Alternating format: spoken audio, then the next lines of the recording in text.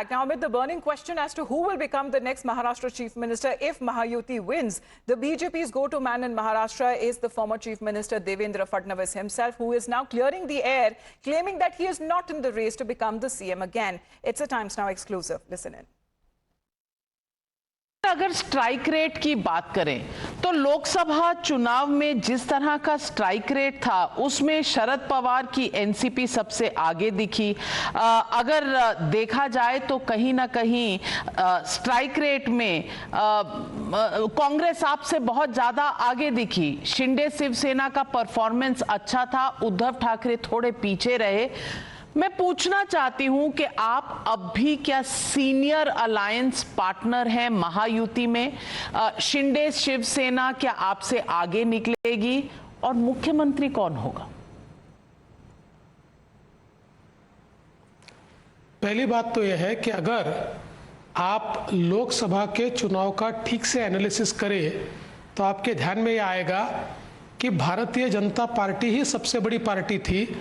विधानसभा के हिसाब से अगर आप उसको डिसाइफर करेंगे तो मोर देन 75 सीट्स में बीजेपी विधानसभा में आगे थी। हमारे वोटिंग परसेंटेज में भी कोई कमी नहीं आई। केवल जैसा मैंने कहा कि पॉलिटिकल अर्थमेटिक जो है वो हमारे खिलाफ गया। उदाहरण के तौर पर धुले जैसी जगह में 6 असेंबली एक लोकसभा में आती है, उसमें से 5 असेंबली में हम लोग 1,90,000 वोट से आगे थे और एक ही असेंबली ने हमको 1,94,000 का झटका दिया और 4,000 वोट से हम सीट हारे। ऐसी 8-10 सीटें हैं। इसलिए कहीं ना कहीं हम लोग पॉलिटिकल अर्थमेटिक का शिकार हुए, लेकिन वो इस समय होने नहीं वाला। इसलिए मुझे पूरा यकीन है कि इस बार फिर एक बार महाराष्ट्र की सबसे बड़ी पार्टी ये भारतीय जनता पार्टी होगी।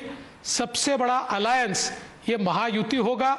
हमारे दोनों पार्टनर, चाहे वो शिंदे जी हो चाहे अजित पवार जी हो, इनको भी बहुत अच्छी सीटें मिलेगी। और जहां तक मुख्यमंत्री का सवाल है, हम लोगों ने ये तय किया है कि मुख्यमंत्री का फैसला ये चुनाव के बाद किया जाएगा। हमारे एकनाथ शिंदे जी उनके पार्टी के राष्ट्रीय अध्यक्ष है, अजित पवार जी उनकी पार्टी के राष्ट्रीय अध्यक्ष है।